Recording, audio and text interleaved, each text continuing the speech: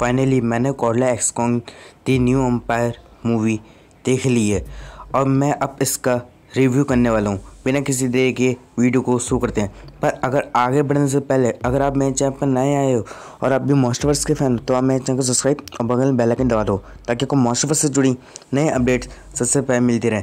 मैंने इस मूवी को 30 मार्च को ही देख लिया था, पर किसी कारण मैं गॉडजिला -1 मूवी का रिव्यू और उसका एक्सप्लेनेशन करने में मैं इस मूवी का रिव्यू करना तो भूल ही गया, तो इसलिए मैं अब लेकर आया हूँ उसका रिव्यू। चलिए बिना किसी देर के वीडियो को शुरू करते हैं।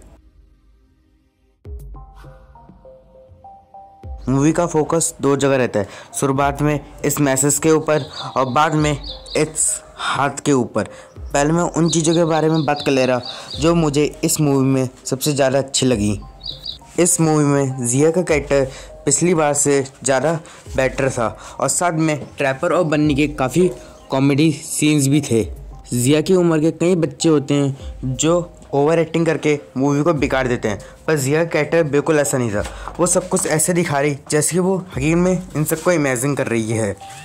इस मूवी में फिर से एक और बार कॉन्ग का मेन रोल था और गॉडजिला के सीन्स कॉन्ग से कम थे, पर गॉडजिला वर्सेस कॉन्ग से तो ज़्यादा ही थे गॉडजिला के सीन्स।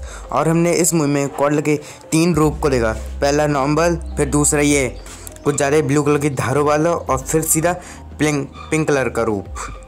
इस मूवी में कॉन्ग की स्टोरी सबसे ज़्यादा मज़ेदार थी। उसको इस हिसाब से दिखाया गया जैसे वो इंसान ही है, उसके इमोशंस, उसकी स्माइल सब कुछ दिखाया गया इस मूवी में कॉन्ग का।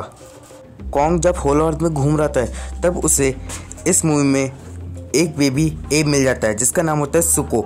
और सुको शुरुआत में तो कॉन्ग को बिल्कुल पसंद नहीं करता, पर मूवी के धीरे धीरे करके कॉन्ग और सुको के बीच दोस्ती हो जाती है और फिर सुको कॉन्ग की जान बचाता है स्कार किंग के हमलों से।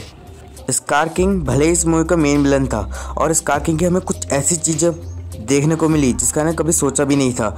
स्कार किंग किसी भी गलती पर रहम नहीं करता और वो गलती करने वालों को मार ही डालता है। कॉन्ग और स्कार किंग के बीच भी एक छोटी सी फाइट होती है जो काफ़ी ज़्यादा मज़ेदार थी।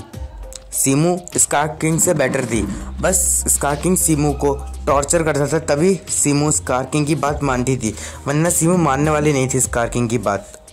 और सीमू के सारे सीन्स काफ़ी ज़्यादा मज़ेदार थे। स्कार किंग ने तो सीमू की मदद से धरती पर वापस आइस इंच लाने की कोशिश करी थी, पर जिसको गॉडजिला कॉन्ग ने नाकामयाब कर दिया। जब मूवी में कॉन्ग को बेस ग्लो मिलता है उसका, तब उसके बाद से तो कॉन्ग को पहले से भी ज़्यादा पावर्स आ गई थी और कॉन्ग अपनी इलेक्ट्रिकल जब पावर्स यूज़ करता है वो सीन तो चांद लग गए थे। और गॉडजिला को भी जब उसकी पिंक कलर की एनर्जी मिली, गॉडजिला की जो एटॉमिक ब्रीथ थी वो बिल्कुल लेज़र की तरह काम कर रही थी, अपने सामने आने वाली हर चीज़ को वो तोड़ डाल रही थी। इस मूवी में एक बार फिर से गॉडजिला और कॉन्ग की लड़ाई होती है, पर इस बार गॉडजिला और कॉन्ग एक दूसरे से बिल्कुल जंगली जानवरों की तरह लड़ना शुरू कर देते हैं। इस मूवी में मोंथरा का लुक काफ़ी ज़्यादा सुंदर था। जितना हमने Godzilla king of the monsters में देखा था उससे भी ज़्यादा मोंथरा का लुक इस मूवी में सुंदर था। गॉडजिला ने तो इस बार कॉन्ग को अपनी एटॉमिक ब्रीथ से मार ही दिया था, बस सही टाइम पर मोंथरा ने गॉडजिला के कान पर एक चपाट मार के कॉन्ग से दूर कर दिया उसे।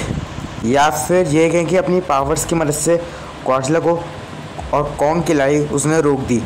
और जिया और मोंथरा ने वैसे तो गॉडजिला और कॉन्ग की लड़ाई रोकी थी। और मैं गॉडजिला वर्सेस कॉन्ग में भी यही सीन चाहता था कि जिया गॉडजिला और कॉन्ग की लड़ाई के बीच में आकर उनकी लड़ाई को रोके, पर फाइनली मुझे इस मूवी में देखने को मिला ये सीन। जब गॉडजिला और कॉन्ग एक हो जाते हैं और होलो अर्थ में जाकर स्कार किंग और सीमू से लड़ते हैं और वहाँ की ग्रेविटी जब उल्टी सीधी हो जाती है तब वो वाली फाइट का सीन तो काफ़ी ज़्यादा मज़ेदार था। और जब गॉडजिला और कॉन्ग सीमू और स्कार किंग से ब्राज़ील में लड़ते हैं वो फाइट तो बहुत ज़्यादा अमेजिंग थी। इस मूवी में गॉडजिला वर्सेस कॉन्ग का भी एक रेफरेंस था। जब गॉडजिला स्कार किंग के ऊपर अपनी एटॉमिक ब्रेथ मारता है तो स्कार किंग बिल्डिंगों के ऊपर से चढ़कर भाग रहा होता है और ये सीन रेफरेंस था कॉन्ग का, जहाँ गॉडजिला वर्सेस कॉन्ग में भी कॉन्ग ऐसे ही गॉडजिला के एटॉमिक ब्रेथ से बचते हुए बिल्डिंगों के ऊपर भाग रहा होता है। आपको इस मूवी में भर भर के टाइटन्स देखने को मिलेंगे जिससे आप काफ़ी ज़्यादा खुश हो जाओगे और नाचने लग जाओगे। आपको एक बात बताना तो भूल गया, मूवी के अंदर आपको सुको का कैरेक्टर काफ़ी ज़्यादा पसंद आएगा और इवेंचुअली सुको का कैरेक्टर तो बच्चों को बहुत ज़्यादा पसंद आएगा क्योंकि सुको का कैरेक्टर काफ़ी ज़्यादा फ़नी भी था।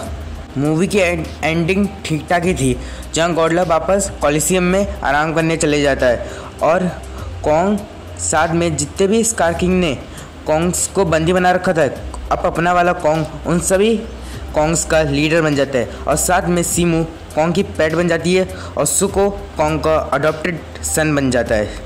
आपको मूवी में अफेदार का भी रेफरेंस देखने को मिलेगा, जब ट्रैपर अपने हीप की मदद से स्कार किंग और सीमू पर कुछ वर्ड्स का हमला करवा देता है और ये सीन रेफरेंस है अवतार 1 का। अब मूवी के कुछ बेकार चीज़ों पर भी बात कर लेते हैं। इसमें सबसे ज़्यादा बेकार था गॉडला वर्सेस टियामेट की फ़ाइट, जो मुश्किल से 30 सेकंड की थी, कुछ ज़्यादा लंबी नहीं थी और मैं चाहता था लंबी होती इनकी फ़ाइट तो ज़्यादा बेटर रहता। और कॉन्ग का भी इसमें ऐसे एक सीन है जब कॉन्ग होलो अर्थ में एक स्नेक टाइप के टाइटन से लड़ाई करता है और कॉन्ग और उसकी लड़ाई भी मात्र 30 सेकंड की थी। अब मैं इससे भी ज़्यादा बेकार चीज़ करना बताने वाला हूँ। सबसे ज़्यादा बेकार है ये स्कार किंग का कैरेक्टर, कि स्कार किंग मूवी में का मेन विलन था, पर इसमें विलन जैसी कोई भी खास चीज़ नहीं लग रही थी। बस ऐसा लग रहा था इसे नाम के लिए विलन बना रखा है सिर्फ। और साथ में स्कार किंग के सीन्स ही इस मूवी में सबसे कम थे। ये समझिए स्कार किंग मूवी का मेन विलन होने के बावजूद भी स्कार किंग के सीन्स बस नाक के बराबर थे। आधी मूवी निकल गई टप टक्का स्कार किंग इस मूवी में, वरना उससे पहले स्कार किंग का कुछ भी नहीं दिखाया मूवी में। और एक तो इसकी स्टोरी बहुत फास्ट एंड फास्ट चल रही, भाई थोड़ी धीरे कर दे तो ज़्यादा अच्छा लगता। बस इसकी स्टोरी तो ऐसे चल रही जैसे रेलगाड़ी भाग रही बिल्कुल फुल स्पीड में, जो बात सबसे ज़्यादा बेकार थी इस मूवी की। ओवरऑल ये मूवी सबसे ज़्यादा मज़ेदार थी और मुझे खुशी की मॉन्स्टर्स की ओर से एक और 5वीं मूवी आई जिसको हमने काफ़ी ज़्यादा एंजॉय करा। ओके गाइस, आज के लिए तो इतना ही। अगर आप मेरे चैनल पर नए आए हो और आप भी मॉन्स्टरवर्स के फ़ैन हो तो आप मेरे चैनल को सब्सक्राइब और बगल बेल आइकन दबा दो और साथ में मेरे वीडियो को लाइक भी कर दो, ताकि आपको मॉन्स्टरवर्स से जुड़े नए अपडेट्स सबसे पहले मिलते रहें। मैं मिलता हूं आपसे अगली वीडियो में, तब तक के लिए bye bye. Thank you for watching.